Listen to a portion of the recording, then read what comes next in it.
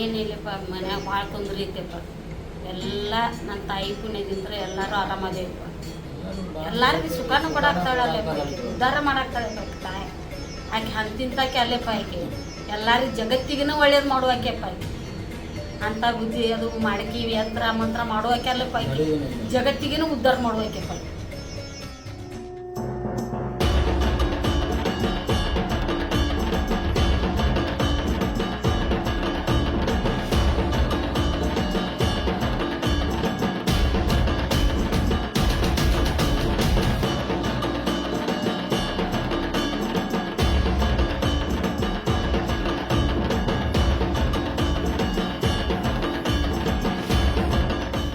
ಕೋಲಾರಿಂದ ಬಂದಿದ್ದೀನಿ. ಕಾಲು ಓಡಾಡಕ್ಕೆ ಆಗ್ತಾ ಇರಲಿಲ್ಲ ನನಗೆ 1.5 ವರ್ಷದಿಂದ. ಇಲ್ಲಿ ಬಂದಮೇಲೆ ಪರವಾಗಿಲ್ಲ ನನಗೆ. ಇಲ್ಲಿ ಫಸ್ಟ್ನೇ ವಾರ ಬಂದಿದ್ದೀವಿ. ಫಸ್ಟ್ನೇ ವಾರಕ್ಕೆ ನಮಗೆ ಯಾವ ಥರ ಕಾಲು ಫಸ್ಟ್ಗೂ ಇವಕ್ಕೂ ಎಷ್ಟು ಡಿಫ್ರೆನ್ಸ್ ಇದೆ ಅಂತ ಗೊತ್ತಾಗ್ತಾ ಇದೆ.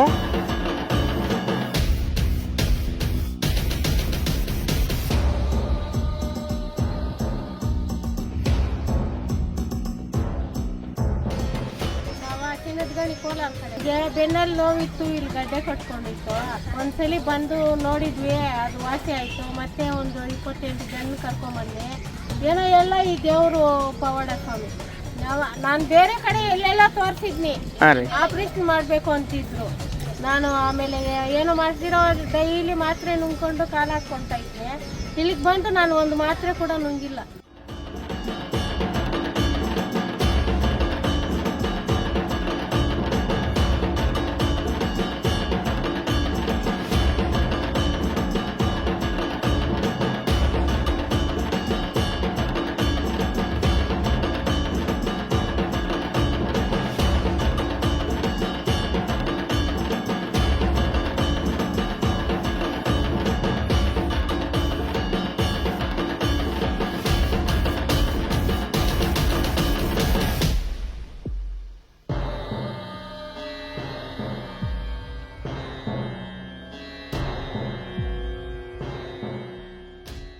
ಸಮಸ್ಯೆ ಅಂತ ಹೋದವರು ಅಚ್ಚರಿ ರೀತಿಯಲ್ಲಿ ಗುಣಮುಖರಾಗ್ತಾ ಇದ್ದಾರೆ. ಬರ್ಬೇಕಾದ್ರೆ ಕುಂಡ್ತಾ ಬಂದವರು ಹೋಗ್ಬೇಕಾದ್ರೆ ಖುಷಿಯಿಂದ ನಡ್ಕೊಂಡು ಹೋಗ್ತಾ ಇದ್ದಾರೆ. ಗಂಡನ ಸಮಸ್ಯೆ ಅಂತ ಬಂದವರು ಹೋಗ್ಬೇಕಾದ್ರೆ ಸಮಸ್ಯೆಗೆ ಪರಿಹಾರ ಕಾಣ್ತಾ ಇದ್ದಾರೆ. ಕೈಕಾಲು ನೋವು, ಮೈಕೈ ನೋವು ಅಂತ ಬಂದವರು ತಕ್ಷಣಕ್ಕೆ ಗುಣಮುಖ ಆಗ್ತಾ ಇದ್ದಾರೆ. ಭೂತ, ಗಾಳಿ, ಪಿಶಾಚಿ ಹಿಡ್ಕೊಂಡು ಬಂದವರು ಆ ಕ್ಷಣದಲ್ಲಿಯೇ ದೆವ್ವವನ್ನ ಬಿಡಿಸ್ತಾ ಇದ್ದಾರೆ. ಇದೆಲ್ಲ ಹೇಗ್ ಸಾಧ್ಯ ಆಗ್ತಾ ಇದೆ? ಎಲ್ಲಿ ನಡೀತಾ ಇದೆ?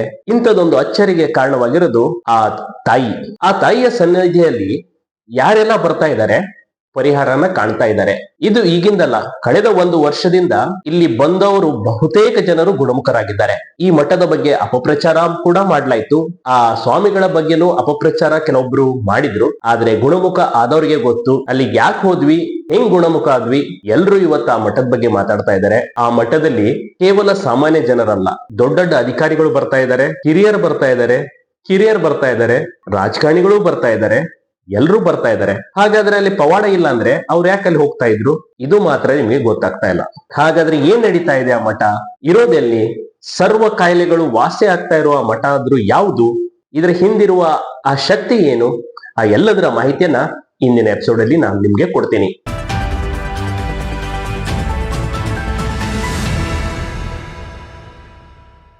ನಮಸ್ಕಾರ ಸ್ನೇಹಿತರೆ, ನೀವು ನೋಡ್ತಾ ಇದ್ದೀರಿ ಕದಂ ಫಸ್ಟ್ ನ್ಯೂಸ್. ನಾನು ನಿಮ್ಮ ಮಂಜುನಾಥ್ ಎಸ್ ಕದಂ. ನಾನು ಇವತ್ತು ಮಾತಾಡ್ತಾ ಇದ್ದೀನಿ ಆ ಯಾವ ಮಠ ಅಂತ ನಿಮ್ಮ ಕುತೂಹಲ ಬೇಡವೇ ಬೇಡ. ಆ ಕುತೂಹಲಕ್ಕೆ ಕ್ಷಣಾರ್ಧದಲ್ಲಿ ತೆರೆ ಎಳಿತಾ ಇದ್ದೀನಿ. ಅದು ಜಮಖಂಡಿ ತಾಲೂಕಿನ ಜಕ್ನೂರ್ ಮಠ. ಇದೆಲ್ಲಿ ಬರುತ್ತೆ ಅಂತ ನೀವು ಅನ್ಕೊಂತೀರಿ. ಇದು ಬಾಗಲಕೋಟೆ ಜಿಲ್ಲೆ, ಜಮಖಂಡಿ ತಾಲೂಕು, ಜಕ್ನೂರ್ ಅನ್ನೋ ಗ್ರಾಮ. ಬಹಳ ಜನ ತುಂಬಾ ಕನ್ಫ್ಯೂಸ್ ಮಾಡ್ಕೊಂತೀರಿ, ಎಲ್ಲಿ ಹೋಗ್ಬೇಕು, ಹೇಗೆ ಹೋಗ್ಬೇಕು ಅಂತ. ದಯವಿಟ್ಟು ಕನ್ಫ್ಯೂಸ್ ಆಗ್ಬೇಡಿ. ಲೋಕಾಪುರ, ಮುದೋಳು, ಜಮಖಂಡಿ ಹೀಗೂ ಬರ್ಬೋದು. ಹೆಸರು ಬಾಗಲಕೋಟೆ ಜಿಲ್ಲೆ ಅಂತ ಹೇಳ್ತಾರೆ, ಆದ್ರೆ ಇರೋದು ಜಮಖಂಡಿಯಲ್ಲೇ ಈ ಮಠ. ಜಮಖಂಡಿಯಿಂದ ಕೇವಲ 11 ಕಿಲೋಮೀಟರ್ ದೂರ ಹೋದ್ರೆ ಜಕ್ನೂರ್ ಗಜಾನಂದ ಅಪ್ಪಾಜಿಯವರ ಮಠ ಸಿಗುತ್ತೆ. ಈ ಮಠದಲ್ಲೇನೆ ಆ ಪವಾಡ ನಡೀತಾ ಇರೋದು. ತುಂಬಾ ಜನ ಅಲ್ಲಿ ಆಗಮಿಸ್ತಾರೆ. ಅದರಲ್ಲೂ ಶನಿವಾರ, ಭಾನುವಾರ ಬಂತಂದ್ರೆ ಸಾಕಷ್ಟು ಸಮಸ್ಯೆಗಳಿಗೆ ಪರಿಹಾರವನ್ನ ಗಜಾನಂದ ಅಪ್ಪಾಜಿ ನೀಡ್ತಾ ಇರ್ತಾರೆ. ಇಲ್ಲಿ ಗುಣಮುಖ ಆಗ್ತಾ ಇರೋದು ಹೇಗೆ ಅನ್ನೋದರ ಹಿಂದೆ ಒಂದು ರಹಸ್ಯ ಇದೆ. Very simple. ಅದೇನು ರಹಸ್ಯ ಅಲ್ಲ, ಅಲ್ಲಿ ಆದಿಶಕ್ತಿ ಚೌಡೇಶ್ವರಿ ದೇಗುಲ ಇದೆ. ಆ ದೇವಸ್ಥಾನ ನಿರ್ಮಾಣದ ಹಂತದಲ್ಲಿದೆ. ಆದ್ರೆ ತಾಯಿಯ ವಿಗ್ರಹವಿದೆ. ಅಲ್ಲಿ ಬಂದು ದೇವಿಯ ಮುಂದೆ ತಮ್ಮ ಸಮಸ್ಯೆಯನ್ನ ಹೇಳ್ಕೊಂಡ್ರೆ ಖಂಡಿತ ಅದು ಬಗೆಹರಿತಾ ಇದೆ. ಒಬ್ರಲ್ಲ ಇಬ್ರಲ್ಲ, ಸಾಕಷ್ಟು ಜನರು ಈಗಾಗಲೇ ಒಳಿತನ್ನ ಕಂಡಿದ್ದಾರೆ. ನೀವು ಅಲ್ಲಿ ಮಠಕ್ಕೆ ಹೋದಾಗ ನಿಮ್ಮ ಮನದಾಳದಲ್ಲಿ ಏನಿದೆ, ಯಾವ ಸಮಸ್ಯೆಯಿಂದ ಬಳಲ್ತಾ ಇದ್ದೀರಿ, ನಿಮ್ಮ ಮನೆಯಲ್ಲಿ ನಡೀತಾ ಇರುವ ಆ ಪ್ರಾಬ್ಲಮ್ ಏನು, ಆ ಎಲ್ಲದನ್ನ ಮಾಹಿತಿ ಕೊಡ್ತಾರೆ. ಅಲ್ಲಿ ಗಜಾನಂದ ಅಪ್ಪಾಜಿ ಅಂತ ಇರ್ತಾರೆ. ಅವರು ದೈವಿ ಪುರುಷರು. ಈಗಾಗಲೇ ಅಲ್ಲಿ ಬರುವಂತ ಸಾಕಷ್ಟು ಜನರಿಗೆ ಯಾವೆಲ್ಲ ಟ್ರೀಟ್ಮೆಂಟ್ ಕೊಡ್ತಾರೆ, ಯಾವ ರೀತಿ ಪರಿಹಾರವನ್ನ ಕೊಡ್ತಾರೆ ಅನ್ನೋದನ್ನ ಈ ವಿಡಿಯೋದಲ್ಲಿ ನೋಡ್ಕೊಂಡ್ ಬನ್ನಿ. ಒಂದ್ ಸ್ವಲ್ಪ ಉರಿ ಬಿರಿ ಬಂದ್ರೆ ಆಯ್ತು ಮನ್ಸಾಗ ಇದನ್ನೇ ಆಗಿಲ್ಲ. ಇವಾಗ ಮೊದಲಿಂದಕ್ಕೂ ಈಗಿಂದಕ್ಕೂ ಹೆಂಗ್ ಅನ್ಸತ್ರಿ? ಈಗಿಂದ ಚಲೋ ಅನ್ಸೈತ್ರಿ. ಮತ್ತೆ ಚೇಂಜ್ ಎಷ್ಟನೇ ವಾರ ಇದು ಬರೋದು? ಮೂರನೇ ವಾರ. 3 ವಾರದಾಗ ಒಟ್ಟು ನಡೆಯತ್ತಾರ. ಎಷ್ಟು ದಿನ ಆಗಿದ್ರಿ ಪ್ಯಾರಲೈಸ್ ಆಗಿ ಇವ್ರಿಗೆ? 2 ತಿಂಗಳಾಯ್ತು. 2 ತಿಂಗಳಾಗಿತ್ತು. ಫಸ್ಟ್ ಸರ್ ಯಾವ್ರಿಂದ ಬಂದ್ರೆ ಜಮಖಂಡಿ. ಏನ್ ಮಾಡಿದ್ರಿ ಸರ್ ಕೆಲಸ? ಏನಾಗಿತ್ತು? ಎರಡು ಕಾರ್ಡ್ ಜೋ ಮಾಡಿದ್ರೆ ಒಂದು 4-5 ತಿಂಗಳಾಗಿದೆ. ಎಲ್ಲ ಕಡೆ ತೋರಿಸ್ಕೊಂಡ್ ಬಂದಿವ್ರಿ, ಕಡಿಮೆ ಆಗಿದೆ.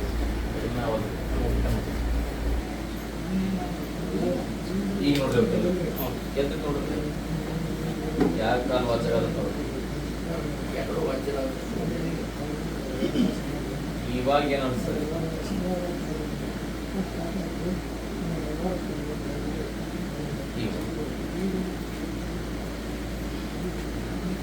ನೋಡಿ, ಇಲ್ಲೊಬ್ರು ಹಿರಿಯರು ಬರ್ತಾ ಇದ್ದಾರೆ. ಅವರಿಗೆ ನಡೆಯಕ್ ಆಗ್ತಾ ಇಲ್ಲ, ಕಾಲಲ್ಲಿ ಸಮಸ್ಯೆ ಇದೆ ಅಂತೆ. ಆದ್ರೂ ಕೂಡ ಅವರು ಬರ್ತಾರೆ, ಅಪ್ಪಾಜಿ ಮುಂದೆ ಕುತ್ಕೊಂತಾರೆ, ದೇವಿಯ ಆಶೀರ್ವಾದ ಪಡ್ಕೊಂತಾರೆ. ಹೋಗ್ಬೇಕಾದ್ರೆ ಖುಷಿಯಿಂದ ವಾಪಸ್ ಹೋಗ್ತಾ ಇದ್ದಾರೆ. ಇನ್ನು ಈ ಅಜ್ಜಿಯನ್ನ ನೋಡಿ, ಇವರ ಕಾಲಲ್ಲಿ ಶಕ್ತಿ ಇಲ್ಲಂತೆ, ಓಡಾಡೋದಕ್ಕೂ ಕಷ್ಟ, ನಡೆಯಕ್ಕೆ ಆಗ್ತಾ ಇಲ್ಲ ಅಂತ ಅಜ್ಜಿ ದಿಢೀರಂತ ಗುಣಮುಖರಾಗ್ತಾ ಇದ್ದಾರೆ. ಇನ್ನು ಈ ಹೆಣ್ಮಗಳನ್ನ ನೋಡಿ, ಈಕೆ ತನ್ನ ಸಮಸ್ಯೆಯನ್ನ ಅಪ್ಪಾಜಿ ಮುಂದೆ ಹೇಳ್ಕೊಂತಾ ಇದ್ದಾಳೆ. ಅಪ್ಪಾಜಿ ಈಕೆಯ ಸಮಸ್ಯೆಗೆ ತಕ್ಷಣದಲ್ಲಿ ಕೇಳ್ತಾರೆ, ಪರಿಹಾರ ನೀಡ್ತಾರೆ. ಅದರಲ್ಲೂ ಇನ್ನು ಈ ಕುಡಿಲಿಲ್ಲ ಅನ್ನೋರು ಕೂಡ ಬರ್ತಾರೆ.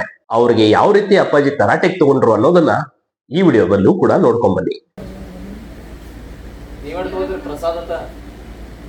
ಪ್ರಸಾದ್ ಹೇಳಿ ತಗೋದ್ರಿ ಮೊದಲ್ರಿ? ಮತ್ತ ಅದನ್ನ ಹೇಳಾತಿರ್ಲ ಎಲ್ಲ ಹೇಳ್ತೀರಿ ಹಂಗ ತೊಟ್ಟಿಗೆ ಪಾರ್ತಾರೆ ಅಂಗಡಿ ಒಂದು ಕಟಿಂಗ್ ಅಂಗಡಿ ಬರೋಬರಿ. ಹೀಗೆ ನಡೆಯಕ್ಕೆ ಬಾರದೇ ಇರೋರು, ಮನಸ್ಸಿನ ಗೊಂದಲದಿಂದ ಬಳಲ್ತಾ ಇರೋರು, ಮಾನಸಿಕ ಒತ್ತಡದಲ್ಲಿ ಇದ್ದವರು, ಏನೇನೋ ಕಾಯಿಲೆಗಳನ್ನ ಒಳಗೊಂಡವರು, ಇಂಥವ್ರಿಗೆಲ್ಲ ಈ ಸ್ಥಳದಲ್ಲಿ ಪರಿಹಾರ ನೀಡಲಾಗ್ತಾ ಇದೆ. ಕಳೆದ 1.5 ವರ್ಷದಿಂದ ಇಲ್ಲಿ ಬಂದವರೆಲ್ಲ ಒಳಿತನ್ನ ಕಾಣ್ತಾ ಇದ್ದಾರೆ. ಸಾಕಷ್ಟು ಜನ ಒಂದು ಸಲ ಬಂದವರು ಇನ್ನೊಮ್ಮೆ ಹೋಗಿ ಮಠದಲ್ಲಿ ಅಪ್ಪಾಜಿ ಬಳಿ ತಮ್ಮ ಸಮಸ್ಯೆಗೆ ಪರಿಹಾರ ಕೊಂಡವರು ಧನ್ಯವಾದಗಳನ್ನ ಅರ್ಪಿಸ್ತಾ ಇರ್ತಾರೆ. ಇದೆಲ್ಲ ಹೇಗೆ ಸಾಧ್ಯವಾಯ್ತಂದ್ರೆ ಅಲ್ಲಿರುವ ಆ ಸ್ಥಳದ ಮಹಿಮೆ, ಜೊತೆಗೆ ಆದಿಶಕ್ತಿ ಚೌಡೇಶ್ವರಿ ದೇವಸ್ಥಾನದ ಆ ಶಕ್ತಿ, ಅಲ್ಲಿ ನಂಬಿಕೆಯಿಂದ ಬರೋರು, ಯಾರೆಲ್ಲ ಭಕ್ತಿಯಿಂದ ಶ್ರದ್ಧೆಯಿಂದ ನಂಬಿಕೆ ಇಟ್ಕೊಂಡು ಬರ್ತಾರೆ ಅವ್ರಿಗೆಲ್ಲರೂ ಒಳಿತನ್ನ ಕಾಣ್ತಾ ಇದ್ದಾರೆ. ಈ ಒಳಿತನ್ನ ಕಾಣಬೇಕಾದ್ರೆ ನೀವು ಕೂಡ ಹೋಗ್ಬೋದು. ಈಗಾಗಲೇ ನಮ್ಮ ಕದಂ ಫಸ್ಟ್ ನ್ಯೂಸ್ ಅಲ್ಲಿ ಈ ಜಕ್ನೂರ್ ಮಠದ ಬಗ್ಗೆ ಸಾಕಷ್ಟು ವಿಡಿಯೋಗಳನ್ನ ಮಾಡಲಾಗಿದೆ. ಇನ್ನೂ ಹೆಚ್ಚಿನ ಮಾಹಿತಿ ಬೇಕಾದ್ರೆ ಆ ವಿಡಿಯೋಗಳ ಲಿಂಕ್ ಅನ್ನು ಹಾಕಿರ್ತೀನಿ, ಕೊನೆಯಲ್ಲಿ ಮುಗಿಬೇಕಾದ್ರೆ ಅದನ್ನ ಕ್ಲಿಕ್ಕಿಸಿ ನೋಡಿ. ಸಾಕಷ್ಟು ಟೈಮ್ ಮುಂಚೆ ಏನಾಗಿತ್ತು, ವಾರದಲ್ಲಿ 3 ಬಾರಿ ನೋಡ್ತಿದ್ರು. ಶುಕ್ರವಾರ, ಶನಿವಾರ, ಭಾನುವಾರ ನೋಡ್ತಿದ್ರು. ಈಗ ವಾರದಲ್ಲಿ ಕೇವಲ 2 ದಿನ ನೋಡ್ತಾ ಇದ್ದಾರೆ. ಒಂದು ಶನಿವಾರ ಮತ್ತು ಭಾನುವಾರ. ಶನಿವಾರ ಬೆಳಿಗ್ಗೆ 7ರಿಂದ ಸಂಜೆ 8ರವರೆಗೆ, ಭಾನುವಾರ ಕೂಡ ಬೆಳಿಗ್ಗೆ 7ರಿಂದ ಸಂಜೆ 8ರವರೆಗೆ. ಮುಂಚೆ ಆದರೂ ಕಾಲಿಡಕ್ಕೆ ಜಾಗ ಇರ್ತಿದ್ದಿಲ್ಲ, ಅಷ್ಟೊಂದು ಭಕ್ತಾದಿಗಳು ಇರ್ತಿದ್ರು. ಅಪ್ಪಾಜಿ ಮೇಲೆ ಒತ್ತಡಗಳನ್ನು ತರ್ತಾ ಇದ್ರು, ನಮಗ್ ಮೊದಲು ನೋಡಿ ಅಂತ ಯಾವುದೇ ಇನ್ನ ಒತ್ತಡ ತರಬೇಡಿ. ಯಾಕಂದ್ರೆ ನೀವು ಕಾರಲ್ಲಿ ಪೇಷಂಟ್ ಅನ್ನ ಕೂರಿಸಿದ್ರೆ ಆ ಸ್ಥಳದಲ್ಲೇ ಬಂದು ಗಜಾನಂದ ಅಪ್ಪಾಜಿ ನೋಡ್ತಾರೆ. ಸ್ವಲ್ಪ ತಾಳ್ಮೆ ಇರಲಿ, ಯಾಕಂದ್ರೆ ಸಾವು ಬದುಕಿನ ಮಧ್ಯೆ ಹೋರಾಟ ಮಾಡುವಂತಹ ಸಾಕಷ್ಟು ರೋಗಿಗಳು ಅಲ್ಲಿ ಬಂದಿರ್ತಾರೆ. ಹೀಗಾಗಿ ಅವ್ರನ್ನೆಲ್ಲ ಒಂದಾದ್ಮೇಲೆ ನೋಡ್ಬೇಕಾಗತ್ತೆ. Very simple. ಇಲ್ಲಿ ಬಂದ್ ಏನ್ ಮಾಡ್ಬೇಕು ಅಂತ ಬಹಳಷ್ಟು ಜನ ಕೇಳ್ತಾ ಇರ್ತೀರಿ, ನಮಗೂ ಕೇಳ್ತಾ ಇರ್ತೀರಿ ಕರೆ ಮಾಡಿ. ಏನಿಲ್ಲ, ನಿಮ್ಮ ಭಕ್ತಿಯಿಂದ ಆದ್ರೆ ದೇವರಿಗೆ ಹಣ್ಣು ಹಂಪಲ ತಗೊಂಡು ಹೋಗಿ, ತೆಂಗಿನಕಾಯಿ ತಗೊಂಡು ಹೋಗಿ ದೇವಿಗೆ ಅರ್ಪಿಸಿ. ಇಂಥದ್ದೇ ಅಂಥದ್ದೇ ಅನ್ನೋದು ಮಠದಲ್ಲಿ ಏನೂ ಇಲ್ಲ. ನಿಮ್ಮ ಕೈಲಾದಷ್ಟು ಆ ಮಠ ಕಟ್ಟೋದಕ್ಕೆ ಅಥವಾ ದೇವಿಗಾಗಿ ನೀವು ಅರ್ಪಿಸಬಹುದು. ಇಲ್ಲ ನೀವು ಸ್ವಚ್ಛ ಮನಸ್ಸಿಂದ ಏನು ತಗೊಂಡು ಬಂದ್ರು, ಏನು ತಗೊಂಡು ಬರದೇ ಇದ್ರೂ ನಡೆಯುತ್ತೆ. ಇಲ್ಲಿ ಅದೇ ಇದೆ ಅಂತ ಏನನ್ನು ಕೇಳಲ್ಲ. ಬಹಳಷ್ಟು ಭಕ್ತರು ಗುಣಮುಖ ಆದವರು ಅಥವಾ ಹರಕೆಯನ್ನು ಹೊತ್ತವರು ಮಧ್ಯಾಹ್ನದ ಪ್ರಸಾದ, ರಾತ್ರಿಯ ಪ್ರಸಾದವನ್ನ ಕೊಡ್ತಾ ಇರ್ತಾರೆ. ಅವರೇ ಅಲ್ಲಿ ಬಂದು ಅಡಿಗೆ ಮಾಡಿ ಒಂದು ಹರಕೆಯನ್ನ ತೀರಿಸ್ತಾ ಇರ್ತಾರೆ. ಸೊ ಇದನ್ನ ನೀವು ಕೂಡ ಮಾಡಬಹುದು. ಜೊತೆಗೆ ಮಠದ ಬಗ್ಗೆ ಸಾಕಷ್ಟು ಜನ ಅಪಪ್ರಚಾರ ಈಗಾಗಲೇ ಮಾಡಿದ್ದಾರೆ. ಅದಕ್ಕೆ ಯಾವುದಕ್ಕೂ ಕಿವಿಗೊಡಬೇಡಿ. ಯಾಕಂದ್ರೆ ಹಂಗೆ ಅಲ್ಲಿ ಶಕ್ತಿ ಇಲ್ಲದೆ ಹೋಗಿದ್ರೆ ಇಷ್ಟು ಜನ ಬರ್ತಿದ್ದಿಲ್ಲ, ಇಷ್ಟು ಜನ ಗುಣಮುಖರಾಗ್ತಿದ್ದಿಲ್ಲ. ಅದೆಲ್ಲ ನಡೀತಾ ಇರೋದು ಆ ಸ್ಥಳ ಮಹಿಮೆ ಮತ್ತು ದೇವಿಯ ಶಕ್ತಿ ಅಂತ ಹೇಳ್ಬೋದು.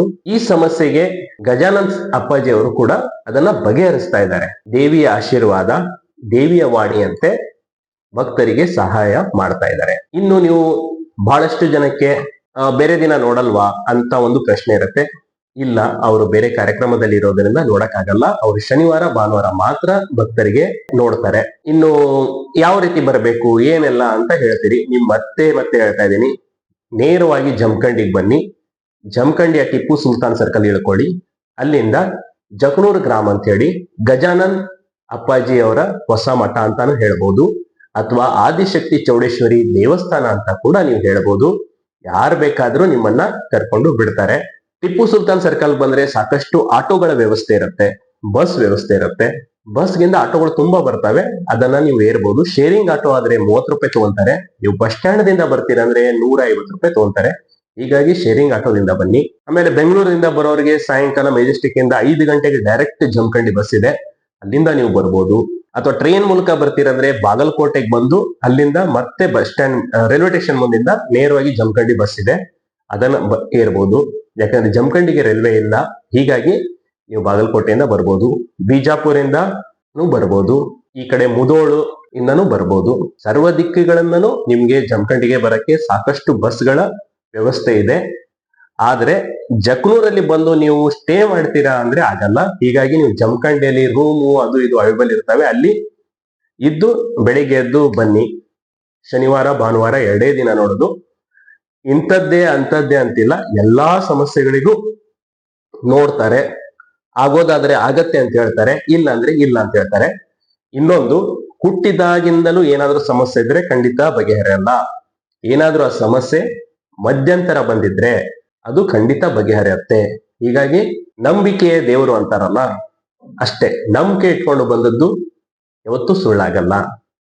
ನಂಬಿಕೆ ಇದ್ದಲ್ಲಿ ನಿಮ್ಮ ಸಮಸ್ಯೆ ಕೂಡ ಬಗೆಹರಿಯುತ್ತೆ. ಆ ನಂತರ ಇನ್ನೊಮ್ಮೆ ಹೇಳ್ತಾ ಇದ್ದೀನಿ, ಯಾವುದೇ ಕಾರಣಕ್ಕೂ ಯಾರಿಗೂ ಫೋನಲ್ಲಿ ಫೋನ್ ಪೇಗಳನ್ನ ಮಾಡ್ಕೋಬೇಡಿ, ಫೋನ್ ಪೇ ಹಾಕಬೇಡಿ. ಯಾಕಂದ್ರೆ ಮಠದ ಹೆಸರಿನಲ್ಲಿ ಸಾಕಷ್ಟು ಜನ ಫೋನ್ ಪೇಗಳನ್ನ ಮಾಡ್ಕೊಂತಾ ಇದ್ದಾರೆ. ನೀವು ನೇರವಾಗಿ ಬೆಳಿಗ್ಗೆ ಬಂದವರ ಹೆಸರನ್ನ ಬರೆಯಲಾಗತ್ತೆ ಡೈರಿಯಲ್ಲಿ, ಹೆಸರ ಪ್ರಕಾರ ನೀವು ಅಲ್ಲಿ ತೋರಿಸಬಹುದು. ಒಬ್ಬರಾದ್ರ ಮೇಲೆ ಒಬ್ಬರ ಹೆಸರನ್ನ ಕೂಗ್ತಾರೆ, ಖಂಡಿತ ಅಲ್ಲಿ ಪ್ರತಿಯೊಬ್ಬರಿಗೂ ನೋಡ್ತಾರೆ. ಯಾವುದೇ ಅಳುಕ ಬೇಡ, ಇಲ್ಲ ನಾನು ಅವ್ರ ಬಗ್ಗೆ ನೋಡಲ್ಲ, ನಮ್ಗೆ ಸಿಗಲ್ಲ ಅಂತ. ಹಾಗೇನಿಲ್ಲ, ಜನರ ಜೊತೆ ಮಾತಾಡಿ ಸಮಯ ಕಳೆದು ಅವರ ಸಮಸ್ಯೆಗೆ ಪರಿಹಾರ ನೀಡ್ತಾ ಇದ್ದಾರೆ.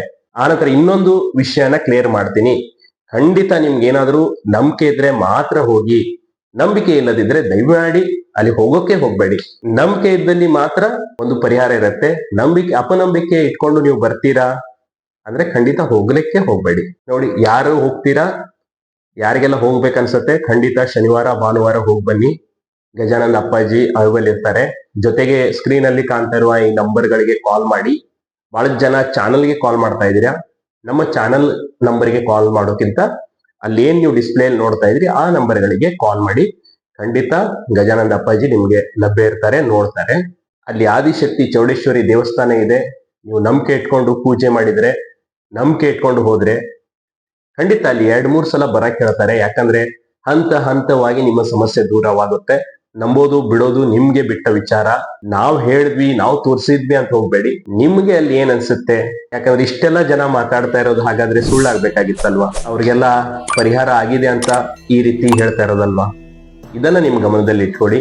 ಯಾರೋ ಏನೋ ಹೇಳ್ತಾರೆ ಅಂತ ವಿಚಾರ ಮಾಡಬೇಡಿ. ನೀವು ಕಣ್ಣಾರೆ ಕಂಡು, ನೀವು ಅಲ್ಲಿ ಸಾಕ್ಷಾತ್ ದರ್ಶನ ಮಾಡಿಕೊಂಡು ನಿಮ್ಮ ಅಭಿಪ್ರಾಯಗಳನ್ನ, ನಿಮ್ಮ ಸಮಸ್ಯೆಗಳನ್ನ ಬಗೆಹರಿಸ್ಕೊಳ್ಳಿ. ಇದೇ ರೀತಿ ಕದಂ ಫಸ್ಟ್ ಅಲ್ಲ, ಯಾವೆಲ್ಲ ಹೊಸದಾಗಿ ನೋಡ್ತಾ ಇದ್ದೀರಿ ಸಬ್ಸ್ಕ್ರೈಬ್ ಮಾಡ್ಕೊಳ್ಳಿ. ಜೊತೆಗೆ ನಮ್ಮ ವಾಹಿನಿಗೆ ಒಂದು ಲೈಕ್ ಮಾಡಿ. ನಿಮ್ಗೆ ಈ ಮಾಹಿತಿ ಇಷ್ಟ ಆಗಿದ್ರೆ ದಯವಿಟ್ಟು ಕಮೆಂಟ್ ಮಾಡಿ. ಮತ್ತೆ ಬೇರೆ ಟಾಪಿಕ್ ಒಂದಿಗೆ ಸಿಗ್ತೀನಿ. ಅಲ್ಲಿವರೆಗೂ ನೋಡ್ತಾ ಇರಿ ಕದಂ ಫಸ್ಟ್ ನ್ಯೂಸ್. ನಮಸ್ಕಾರ.